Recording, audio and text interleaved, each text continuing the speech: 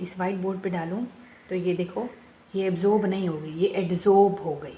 ठीक है, सरफेस के ऊपर है ये एब्जॉर्ब नहीं हुई। बेट ये इंक थी, एड्जॉर्बेट, सल्यूट, एड्जॉर्बेट। अगेन यहाँ पे देख लें, सोल वाला है, जेल वाला है और इमल्जन वाला है। अस्सलाम वालेकुम बच्चों, क्या हाल चाल? ठीक होंगे। आज हम स्टार्ट करेंगे सरफेस केमिस्ट्री क्लास 12 की वन शॉट में। सरफेस केमिस्ट्री को स्टार्ट करने से पहले अगर आप मेरे चैनल पर न्यू हैं, चैनल को सब्सक्राइब कर दें, वीडियो अच्छी लगता है लाइक कमेंट शेयर ज़रूर कर दें। अगर आपकी कोई रिक्वेस्ट है तो मुझे बता सकते हैं, उससे मैं लेक्चर बना दूँगी। सरफेस केमिस्ट्री को पढ़ने से पहले आपको बेसिक टर्म्स के बारे में पता होना चाहिए, और वो बेसिक टर्म्स फर्स्ट है एड्जॉर्प्शन और एक है एब्जॉर्प्शन। आप क्लास में बैठे हो, आपकी यूनिफॉर्म में किसी ने इंक फेंक दी, तो इंक आपके यूनिफॉर्म में और एड्जॉर्प्शन का मतलब अगर आप वाटर प्रूफ हो तो वो एड्जॉर्ब हो जाएगी लेकिन आप वाटर प्रूफ नहीं है। तो एड्जॉर्प्शन एक सरफेस फिनोमिना है। एड्जॉर्प्शन फॉर एग्जांपल ये इंक है, और इंक अगर मैं इस वाइट बोर्ड पे डालूँ तो ये देखो, ये एब्जॉर्ब नहीं होगी, ये एड्जॉर्ब हो गई। ठीक है, सरफेस के ऊपर है ये एब्जॉर्ब नहीं हुई। ठीक है, जिस तरह सल्यूट है और सॉल्वेंट है, सल्यूट सॉल्वेंट मिल के सोल्यूशन बनाते हैं। ठीक है, तो इस तरह एड्जॉर्ब एक चीज़ होती है और एक एड्जॉर्बेंट। तो एड्जॉर्बेट ये इंक थी, एड्जॉर्बेट, सल्यूट, एड्जॉर्बेट। और ये जो बोर्ड था ये था एड्जॉर्बेंट। एड्जॉर्बेंट जो चीज़ उसके ऊपर जाती है, जिस चीज़ के ऊपर वो जाता है ना, एड्जॉर्बेट जिस चीज़ के ऊपर जाता है वो है एड्जॉर्बेंट। जिस तरह सॉल्वेंट, सल्यूट और सॉल्वेंट मिलकर सोल्यूशन बनाते हैं, सल्यूट डिज़ोल्व होता है सॉल्वेंट के अंदर, तो एड्जॉर्बेट जाएगा एड्जॉर्बेंट के ऊपर। ये है एड्जॉर्बेट और ये है एड्जॉर्बेंट। तो ये इसके ऊपर गया है, अब ये एब्जॉर्ब नहीं हुआ, ये सरफेस के ऊपर गया है। लाइक मार्कर है, मार्कर वो है एड्जॉर्बेट। ये है मार्कर, इसके ऊपर मैं लिख रही हूँ, ये है एड्जॉर्बेट। और जो बोर्ड है वो है एड्जॉर्बेंट। ऑप्शन में क्या फ़र्क है? क्या बी और डी का फ़र्क है, एब्जॉर्प्शन और एड्जॉर्प्शन? नहीं, ऐसा नहीं है। एड्जॉर्प्शन एक सरफेस फिनोमिना है, सरफेस के ऊपर आएगा एड्जॉर्बेंट। ठीक है, एड्जॉर्बेट आएगा एड्जॉर्बेंट के ऊपर, सरफेस के ऊपर ही रहेगा। लेकिन एब्जॉर्प्शन इनसाइड, वो स्पंज देखें, स्पंज को आप सोक करो वाटर के अंदर तो वाटर सारा चला जाएगा स्पंज के अंदर इनसाइड। ठीक है, तो इस चीज़ को हम कहते हैं एब्जॉर्प्शन, एब्जॉर्ब इनसाइड। ठीक है, ये अंदर चले गए हैं तो ये है एब्जॉर्ब इनसाइड, यानी एब्जॉर्प्शन है, इसमें चीज़ इनसाइड एब्जॉर्ब हो जाती है। तो एब्जॉर्प्शन क्या चीज़ है? एब्जॉर्प्शन और एड्जॉर्प्शन में फ़र्क अभी मैंने बता दिया है, अब इसको हम पढ़ते हैं। Absorption particles of gas liquid uniformly distributed through out body. ये एब्जॉर्प्शन का मतलब है पूरे के पूरे डिस्ट्रीब्यूट हो जाता है बॉडी में, तो इसको हम कहते हैं एब्जॉर्प्शन। ये यूनिफॉर्मली आराम से स्लो स्पीड से होता है क्योंकि ये स्लो प्रोसेस है। Adsorption high concentration of particles gas और लिक्विड ऑन द सरफेस के ऊपर है। अभी मैंने यहाँ पे इंक भी डाली। ये फास्ट प्रोसेस है, स्टार्टिंग में फास्ट थे बट एट द बिगनिंग यानी फास्ट प्रोसेस था, बट आहिस्ता आहिस्ता स्लोली ये इनकी जो स्पीड थी वो कम हो गई, तो स्लोली इसका रेट जो है वो डिक्रीज़ होना शुरू हो गया। और बस फ्रेंडली एड्जॉर्प्शन, यानी एड्जॉर्प्शन ऐसे थर्ब में हमारे पास है फ्रेंडली एड्जॉर्प्शन। ये क्या कहता है, आप पहले इसको समझो। ये कह रहे हैं कि एक्सटेंट ऑफ एड्जॉर्बेंट जो है, एड्जॉर्बेट जो है, वो डिपेंड करता है प्रेशर पे। जितना ज़्यादा आप प्रेशर लगाएंगे उतना ज़्यादा एड्जॉर्बेट जो है वो एड्जॉर्बेंट में एड्जॉर्ब हो जाएगा। कंसंट्रेशन जो है एड्जॉर्बेट की वो ज़्यादा हाई हो जाएगी अगर आप प्रेशर बढ़ाएंगे तो। एक्सटेंट ऑफ एड्जॉर्प्शन इंक्रीज़ होगी बाय इंक्रीजिंग प्रेशर। जितना प्रेशर आप लगाएंगे उतना ज़्यादा एक्सटेंट ऑफ एड्जॉर्प्शन बढ़ेगी। फॉर एग्जांपल यहाँ पे इंक डाली है, या नीचे फॉर एग्जांपल यहाँ पे वाटर है, और वाटर के अंदर आप चाहते हो कि आप लकड़ी डालो, और लकड़ी फिर क्या होगा, एड्जॉर्ब हो जाए, तो फिर क्या होगा, अगर आप प्रेशर डालेंगे, ऊपर से प्रेशर डालेंगे तो ही नीचे वो पानी के अंदर लकड़ी एब्जॉर्ब होने की कोशिश करेगी। जितना ज़्यादा प्रेशर होगा उतनी ज़्यादा एड्जॉर्बेशन होगी, तो एड्जॉर्बेट आपका एड्जॉर्ब हो जाएगा।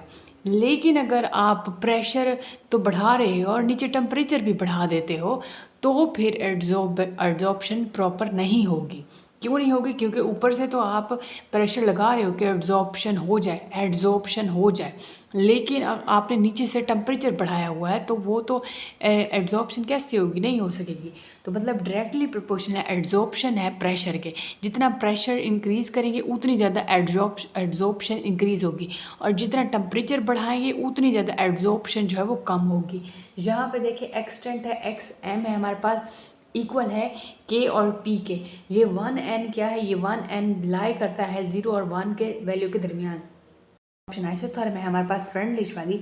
तो यहाँ पे एक साइड पे एक्सटेंट ऑफ एड्जॉर्प्शन है, दूसरी साइड पे प्रेशर है। प्रेशर इंक्रीज़ करने से एड्जॉर्प्शन इंक्रीज़ होगी। तो यहाँ पे देखें, अगर हम टेम्परेचर यहाँ पे था 194, तो यहाँ पे थर्म देखो, आइसोथर्म देखो कहाँ पे जा रही है। लेकिन आप जैसे जैसे टेम्परेचर बढ़ाते जाओगे, एड्जॉर्प्शन की जो आइसोथर्म है वो डिक्रीज़ होती जाएगी, कम होती जाएगी।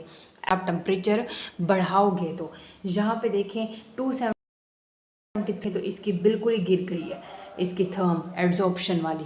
तो मतलब एड्जॉर्प्शन इंक्रीज़ होती है अगर आप प्रेशर इंक्रीज़ करते हो, और एड्जॉर्प्शन डिक्रीज़ होती है अगर आप टेम्परेचर इंक्रीज़ करते हो। तो लॉग है हमारे पास, लॉग एक्स एम। अगर हम इसका लॉग निकालना चाहें तो एक्स हमारे पास है मास ऑफ एड्जॉर्बेट, एम है हमारे पास मास ऑफ एड्जॉर्बेंट, और यहाँ पे के हमारे पास है और एन हमारे पास है कांस्टेंट जो कि नेचर ऑफ एड्जॉर्बेंट है इसके।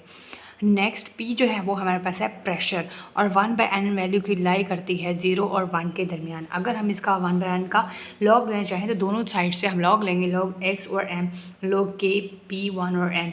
तो यहाँ पे आएगा log k plus log p और 1n। सिंपल सी बात है। फ्रंटली एड्जॉर्प्शन में ये कहा गया है कि अगर आप प्रेशर इंक्रीज़ करेंगे तो आपकी एड्जॉर्प्शन आइसोथर्म ज़्यादा होगी, इंक्रीज़ होगी। बता दिया मैंने, यानी टेम्परेचर इंक्रीज़ करने से एड्जॉर्प्शन डिक्रीज़ होगी, और प्रेशर इंक्रीज़ करने से एड्जॉर्प्शन इंक्रीज़ होगी। प्रेशर और एड्जॉर्प्शन का डायरेक्ट लिंक होता है।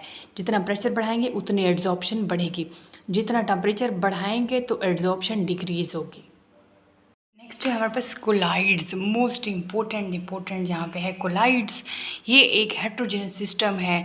आपने पानी के अंदर नमक डाला, नमक तो पानी के अंदर हल हो गया, मिक्स हो गया, ठीक है, वो तो ट्रू सोल्यूशन है, वो तो होमोजेनस मिक्सचर है। लेकिन कोलाइड्स हेट्रोजेनस होते हैं। सस्पेंशन और ट्रू सोल्यूशन के दरमियान वाला जो एक सोल्यूशन है वो कोलाइड्स कहते हैं। फॉर एग्जांपल इंक है, वो कोलाइडल सोल्यूशन है। तो हेट्रोजेनस सिस्टम वेयर सब्सटेंस का साइज़, अब ये मोस्ट इंपॉर्टेंट है, साइज़ पे 1 से 1000 के बीच में जो साइज़ आता है ना सब्सटेंस का, वो आता है, वो जो सोल्यूशन है जिसमें सल्यूट का जो साइज़ होता है वो 1 से 1000 नैनोमीटर तक होता है, वो होते हैं कोलाइड्स। यानी कोलाइडल सोल्यूशन में जो कि हेट्रोजेनस सिस्टम है, हेट्रोजेनस सोल्यूशन है, इसमें जो सब्सटेंस के पार्टिकल है जिनका साइज़ 1 से 1000 नैनोमीटर के दरमियान है, जो वो यूनिफॉर्मली डिस्पर्स्ड है मीडियम के अंदर, पानी के अंदर, सॉल्वेंट के अंदर डिस्पर्स्ड है यूनिफॉर्मली। लाइक इंक के अंदर जो इंक के ज़रात होते हैं, इंक के पार्टिकल होते हैं, वो यूनिफॉर्मली डिस्पर्स्ड हैं। भी कोलाइडल सोल्यूशन की एग्जांपल है। लाइक डाई है, डाई या मेहंदी है, या आटा हमने डाला है पानी के अंदर, तो वो भी एक कोलाइडल सोल्यूशन है। या आपने मिट्टी डाल दी है पानी के अंदर, तो वो भी एक कोलाइडल सोल्यूशन है, यानी कोलाइड्स है। अब जिस तरह सोल्यूशन में 2 फेज़ होते हैं, एक सल्यूट वाला और सॉल्वेंट वाला, ठीक है, तो यहाँ पे भी सेम वही केस है, बट यहाँ पे टर्म चेंज हो जाती है कोलाइड्स में। एक होता है डिस्पर्स फेज और एक होता है डिस्पर्जन मीडियम। मीडियम से याद रखना सॉल्वेंट की बात होगी। जिस तरह सोल्यूट सॉल्वेंट मिल के सोल्यूशन बनाते हैं, जिस तरह एड्जॉर्बेट और एड्जॉर्बेंट पड़ा था एड्जॉर्प्शन में, इसी तरह जो कोलाइड्स हैं इसमें डिस्पर्स और डिस्पर्जन की बात होगी। डिस्पर्जन मीडियम है, ये वाटर की बात हो रही है, यानी सॉल्वेंट की बात हो रही है, यानी लिक्विड की बात हो रही है। और डिस्पर्स फेज़ यानी कि सॉलिड की बात हो रही है, सल्यूट की बात हो रही है। पाउडर फॉर्म में जो चीज़ अवेलेबल है वो डिस्पर्स फेज़ उसको हम कहेंगे, यानी वही सल्यूट के ही टर्म में है वही, बट यहाँ पे टर्म चेंज है, यहाँ डिस्पर्स फेज़ है। सॉलिड यहाँ पे यानी डाई वाला पाउडर है या मट्टी है, ठीक है, वो है डिस्पर्स फेज़।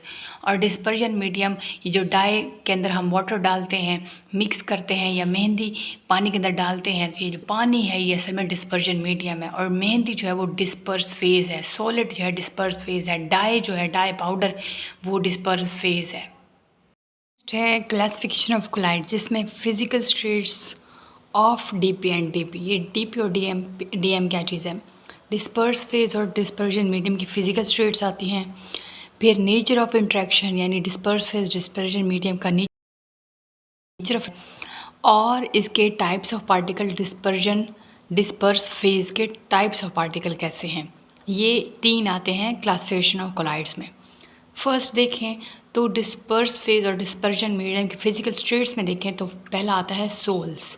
सोल्स क्या है, सॉलिड इन लिक्विड, यानी डिस्पर्स फेज सॉलिड है, डिस्पर्जन मीडियम लिक्विड है। इसकी एग्जांपल है पेंट, वो असल में सॉलिड ही होता है जो लिक्विड के अंदर डिसोल्व होता है।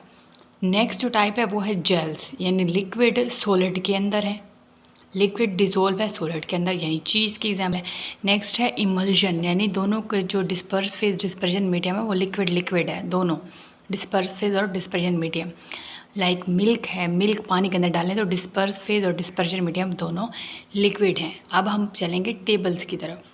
अब नेक्स्ट हमारे पास डिस्पर्स फेज और डिस्पर्जन मीडियम और कोलाइडल सिस्टम के एग्जांपल्स हैं। हमारे पास कौन कौन से सिस्टम्स हैं। अगर हमारे पास डिस्पर्स फेज है सॉलिड और डिस्पर्जन मीडियम भी है सॉलिड, तो हमारे पास जो एग्जांपल है वो है रूबी ग्लास, ये डेकोरेशन के लिए यूज़ होता है। और इसके जो कोलाइडल सिस्टम है वो होगा सॉलिड सोल। अगर हमारे पास डिस्पर्स फेज सॉलिड है और डिस्पर्जन मीडियम लिक्विड है तो इसके कोलाइडल सिस्टम बनेगा सोल, यानी पेंट, अभी पढ़ा है। अगर हमारे पास डिस्पर्स फेज सॉलिड है और डिस्पर्जन मीडियम गैस का है तो हमारे पास जो एग्जांपल है वो है स्मोक, सॉलिड है गैस के अंदर, तो ये है स्मोक, इसकी एग्जांपल है एरोसोल। पहले 3 सॉलिड के हैं, फिर लिक्विड के हैं और फिर गैस के हैं। अब यहाँ पे सॉलिड को याद करने के लिए देखिए सॉलिड सॉलिड वाले हैं, देखिए एंड पे सबके सोल सोल सोल आ रहा है। लिक्विड का देखिए 3 है लिक्विड के, लिक्विड अगर डिस्पर्स फेज है और इसका डिस्पर्जन मीडियम सॉलिड है तो फिर ये जेलीज है एग्जाम्पल, और इसके जो एग्जाम्पल है वो है कोलाइडल सिस्टम, ये वो है कोलाइडल सिस्टम का नाम है जेल। अगर ये लिक्विड लिक्विड है दोनों ही फेज, मीडियम भी डिस्पर्स फेज पे और डिस्पर्जन मीडियम भी, तो एग्जांपल है इसकी मिल्क, और यहाँ पे सिस्टम कोलाइडल सिस्टम है इमल्जन। और अगर यहाँ पे लिक्विड और गैस है डिस्पर्जन मीडियम तो एग्जांपल है फोग, लिक्विड और गैस, तो एग्जांपल है फोग। और इसका जो कोलाइडल सिस्टम है वो है एरोसोल। थर्ड है हमारे पास गैस गैस वाला। अगर गैस और सॉलिड है तो जो हमारे पास आएगा वो आएगी एग्जांपल प्यूमिक स्टोन, ये जो अम्मी नहीं रगड़ती, एड़िया रगड़ती, वो जो एड़िया रगड़ने वाला पत्थर होता है उसको हम बोलते हैं प्यूमिक स्टोन। कुचैल उतारते हैं, ठीक है, तो मैल उतारने के लिए एड़ियों से, तो उसके लिए जो पत्थर यूज़ होता है उसको हम कहते हैं प्यूमिक स्टोन। इसकी एग्जाम्पल जो है कोलाइडल सिस्टम का जो नाम होगा वो होगा सॉलिड फॉर्म। नेक्स्ट है गैस और लिक्विड, इसकी जो एग्जांपल है वो है फोर्थ या विप्ड क्रीम, विप्ड क्रीम, ठीक है, या वो शेविंग क्रीम नहीं होती वो, तो इसकी ये एग्जांपल है। और इसका जो सिस्टम है वो है फोम। तो सॉलिड वाले पहले सिस्टम है, फिर लिक्विड वाले हैं, फिर गैस वाले हैं। जो इम्पोर्टेंट हैं वो पहले बताए हैं, अभी अगेन यहाँ पे देख लें, सोल वाला है, जेल वाला है और इमल्जन वाला है। तो यहाँ पे ये आपका क्लियर हो गया, इसका स्क्रीनशॉट ले लें, ये टेबल इंपॉर्टेंट है, इसको एक बार देख लें। और मेन जो मोस्ट इम्पोर्टेंट है वो मैंने स्टार यहाँ पे लगा दिए हैं। नेक्स्ट है nature of interaction of dispersion phase और डिस्पर्जन मीडियम, मतलब कितना प्यार मोहब्बत है, कितनी नफरत है। जितना प्यार मोहब्बत है वो लायोफिलिक है, जितनी नफरत है वो लायोफोबिक है। लायोफिलिक का मतलब है लिक्विड लविंग और लाइकोफोबिक मतलब लिक्विड हेटिंग। तो यहाँ पे देखें तो लिक्विड लविंग यानी कि डिस्पर्जन फेज डिस्पर्जन मीडियम का आपस में कितना प्यार मोहब्बत है, तो वो लिक्विड लविंग है, यानी रिवर्सिबल है, इनके प्रेसिपिटेट नहीं होते, डजंट प्रेसिपिटेट इजी। एग्जांपल है गम और जेलेटिन। नेक्स्ट लायोफोबिक की बात करें तो ये लिक्विड हेटिंग है, जिस तरह फोबिया नहीं होता, खौफ नफरत, तो लिक्विड हेटिंग इरिवर्सिबल हैं और ये अनस्टेबल हैं और ये प्रेसिपिटेट इनके बहुत जल्दी बनते हैं। आयरन हाइड्रोक्साइड इसकी एग्जांपल है, ये इनके प्रेसिपिटेट बहुत जल्दी बन जाते हैं प्रेसिपिटेट और नीचे बैठ जाते हैं क्योंकि यहाँ पे लिक्विड हेट है, लिक्विड हेटिंग है।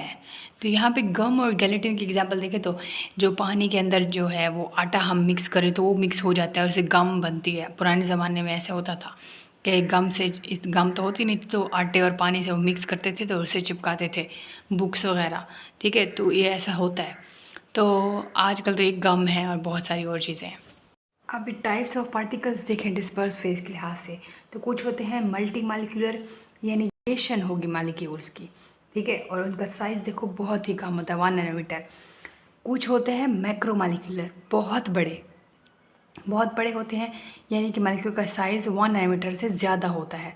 और कुछ होते हैं एसोसिएटेड, मतलब ये दरमियाने होते हैं, ये इन बिटवीन आते हैं, बट ये बहुत ज़्यादा बड़े होते हैं साइज़ के, और ये कम होते हैं, बहुत ही कम। ये होते हैं, ये दरमियाने होते हैं। प्रॉपर्टीज़ ऑफ कोलाइड्स देखें तो सबसे पहले है टेंडल इफेक्ट, यानी लाइट को बिखेर देते हैं, तो स्कैटरिंग ऑफ लाइट जो होता है कोलाइडल सोल्यूशन पार्टिकल्स, तो इसको हम कहते हैं टेंडल इफेक्ट। ब्राउनियन मोशन क्या होते हैं कि टेंडल, ये जो कोलाइडल सोल्यूशन के पार्टिकल्स हैं ये जिग-जैग मूवमेंट शो करते हैं, ठीक है। तो ड्यू टू सॉल्वेंट मालिक्यूल्स, तो जिग-जैग मोशन होती है, उसको हम ब्राउनियन मूवमेंट कहते हैं, और ये भी होती है कोलाइडल सोल्यूशन में। और टेंडल इफेक्ट भी कोलाइड्स के अंदर ही होता है, जिसमें लाइट जो है वो स्कैटर हो जाती है बाय कोलाइडल पार्टिकल्स। तो कोलाइडल पार्टिकल्स चार्ज पार्टिकल हैं, ये पॉजिटिव कोलाइड्स भी हो सकते हैं, नेगेटिव कोलाइड्स भी हो सकते हैं। अगर तो इन्होंने पॉजिटिव पार्टिकल्स को एब्जॉर्ब किया है तो ये पॉजिटिव कोलाइड्स हैं। लाइक यहाँ पे AgI है, इन्होंने Ag प्लस एक्सिस में है, उनको एब्जॉर्ब किया है, तो जो सोल्यूशन बना है वो है पॉजिटिव सोल हमारे पास बना है, और ये पॉजिटिवली चार्ज है। और नेगेटिव कोलाइड्स क्या होता है, जो कि नेगेटिव पार्टिकल्स को अपने ऊपर एब्जॉर्ब करें।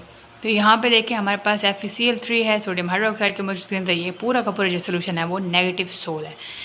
इलेक्ट्रोफोरेसिस हैं, क्योंकि कोलाइडल पार्टिकल्स पॉजिटिव चार्ज है, नेगेटिव चार्ज हैं, चार्ज पार्टिकल हैं, तो ये इलेक्ट्रोफोरेसिस कर सकते हैं। इलेक्ट्रोफोरेसिस क्या होता है, ऐसा प्रोसेस जिसमें charge particle colloids particle move करें by means of using electricity.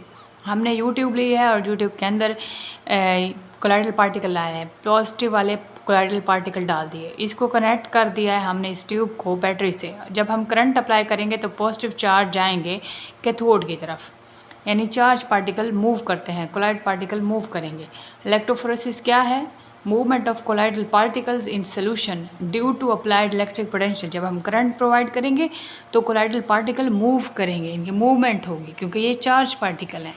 हमारे पास फ्लैक्चुएशन, ये बिल्कुल PPT की तरह ही है, मतलब अगर आपने पॉजिटिव चार्ज को ख़त्म करना है, चार्ज बेसिकली हमने ख़त्म करना है, उसको नीचे बिठाना है हमने PPT की फॉर्म में, तो process by which colloidal particles together into a floc like PPT by clarifying agent.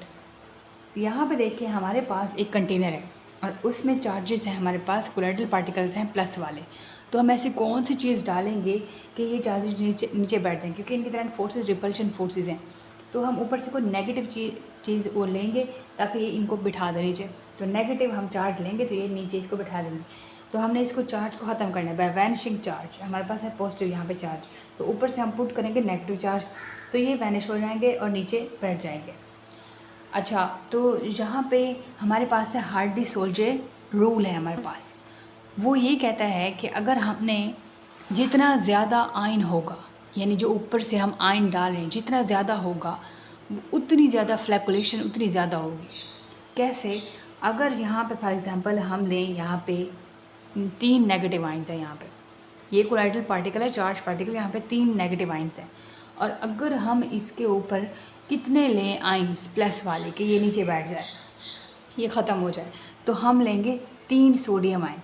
अब आपने ये साइड ये प्लस चार्ज देखना है आपने, तो यहाँ पे ये 3 पार्टिकल हैं, तो हम यहाँ पे 3 सोडियम लेंगे और इस चार्ज पे आपने फोकस रखना है जो इसकी वैलेंसी है। तो greater the valence of flocculating ions, हमारे पास ये फ्लैक्चुलेटिंग आयन्स हैं, अब ये जितने ज़्यादा ये इसकी वैलेंसी होगी उतनी ज़्यादा प्रेसिपिटेशन होगी। Greater the power to cause precipitation, उतनी ज़्यादा इसकी पावर होगी ताकि उसको फ्लैक्चुलेट कर सके। यहाँ पे देखें तो यहाँ पे 3 हमारे पास हैं, ये नेगेटिव चार्ज, इसके लिए हम 3 सोडियम लेंगे प्लस वाले। अब अगर यहाँ पे ये 3 हैं और अगर मैं यहाँ पे कहूँ कि हमें Al कितने लेंगे, Al है, इसके ऊपर चार्ज देखो, मैंने कहा चार्ज पे वैलेंसी पे फोकस करो, तो यहाँ पे +3, तो हम ये कितने चार्ज लेंगे ताकि इनको हम नीचे बिठा सकें, तो हम एक ही लेंगे क्योंकि इसकी वैलेंसी है +3, ऑलरेडी +3 है, तो इसलिए एक एल्यूमिनियम लेंगे आप, तो ये बेस्ट है। तो सबसे ज़्यादा यानी कि नेगेटिव चार्ज को बिठाने के लिए जो सबसे ज़्यादा बेस्ट लिया जाता है, जिसकी बेस्ट आयन्स की बेस्ट फ्लैक्चुलेटिंग पावर है, वो है Al3 पॉजिटिव एल्यूमिनियम वाला, और फिर ये नेक्स्ट है बेरियम हमारे पास है, और फिर सोडियम है। और अगर हमने पॉजिटिव सोल की फ्लैक्चुलेटिंग करनी है तो हमारे पास ये सबसे बेस्ट है, क्योंकि इसकी वैलेंसी देखो 4- है, ठीक है, तो ये सबसे बेस्ट है। फिर ये और लास्ट पे यहाँ पे क्लोराइड आयन है, प्रेसिपिटेट करने के लिए, उसके चार्ज को ख़त्म करने के लिए। तो ये था आज का लेक्चर, उम्मीद है आपको समझ आया होगी। मिलते हैं नेक्स्ट लेक्चर में। नेक्स्ट कौन सा टॉपिक होना चाहिए लाजिम बताइएगा। ये तो आज वन शॉट था क्योंकि हमारी स्टूडेंट की रिक्वेस्ट पे हमने ये वन शॉट सरफेस केमिस्ट्री वाला बनाया था। नेक्स्ट कौन सा टॉपिक होना चाहिए बता सकते हैं। नेक्स्ट सैटरडे फिर वो लेक्चर अपलोड होगा। Thank you so much. अल्लाह हाफिज़।